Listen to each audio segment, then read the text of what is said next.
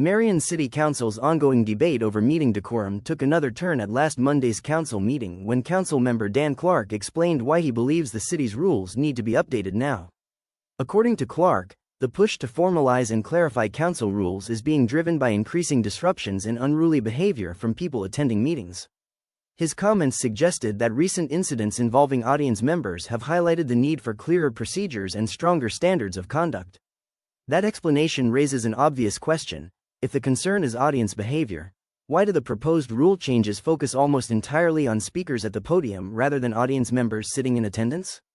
That question becomes even more relevant when examining the city's existing guidelines for public comment, which have already been in place for council meetings.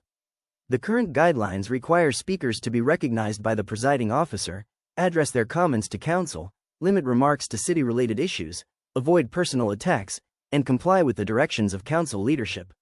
The guidelines also state that a speaker will receive one warning before being removed from a meeting for violating the rules. In other words, council already possesses a framework governing public participation. What the proposed decorum revisions appear to do is take many of those existing expectations and place them into council's formal rules. Yet while the justification for the changes has centered on disruptive audience behavior, the language being debated primarily regulates individuals who come to the podium to speak. That distinction became even more apparent during council's discussion of the proposed amendments. Council members Aaron Rollins and Thaddeus Smith both spoke on the motion and expressed reservations about moving forward with the changes in their current form. While neither argued against maintaining order during meetings, both questioned whether now is the appropriate time to implement new decorum rules and whether the proposed framework is the correct approach. Their comments reflected a belief that Marion City Council does not necessarily suffer from a lack of rules, but rather from a failure to consistently enforce the rules that already exist. That perspective highlights a key divide in the debate. Supporters of the amendments argue that codifying and clarifying expectations will remove ambiguity and create consistency moving forward.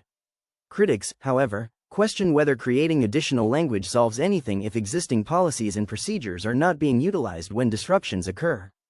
If the objective is to curb disruptive behavior in the audience, it remains unclear how placing additional restrictions and procedures on public comment speakers accomplishes that goal. A resident who shouts from the gallery, disrupts proceedings from their seat, or refuses to follow instructions is not necessarily affected by many of the provisions directed at podium speakers.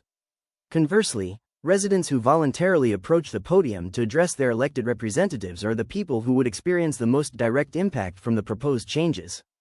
This disconnect between the stated justification and the actual language being considered has become one of the central questions surrounding the decorum debate. If unruly audience behavior is the catalyst for reform, many residents may reasonably ask why the proposal does not specifically address audience conduct. Likewise, if council already has the authority to warn, remove, and control disruptive participants, as evidenced by the existing public comment guidelines and as suggested by Rollins and Smith, then the discussion shifts from whether new rules are necessary to whether current rules are being enforced. Council leaders have argued that clearer rules provide consistency and eliminate uncertainty. Yet the discussion at Monday's meeting underscored that not all council members agree that creating new rules is the solution. The existing public comment guidelines already establish expectations for speakers and already provide a mechanism for removal after a warning. The question raised by opponents of the proposed changes is simple. If those rules are not being enforced today, what assurance exists that placing similar language into another section of council's rules will produce a different result tomorrow? As council continues considering the proposal, residents may want a more direct explanation. Is the goal to address disruptive spectators, regulate public comment speakers, or simply reinforce authority that council already possesses? Because based on both the existing public comment guidelines and the draft amendments under consideration, the proposed changes appear far more focused on those standing at the podium than on the audience behavior cited as the reason the revisions are needed in the first place. Until that contradiction is resolved, questions about the necessity, timing, and purpose of the amendments are likely to remain at the center of the debate.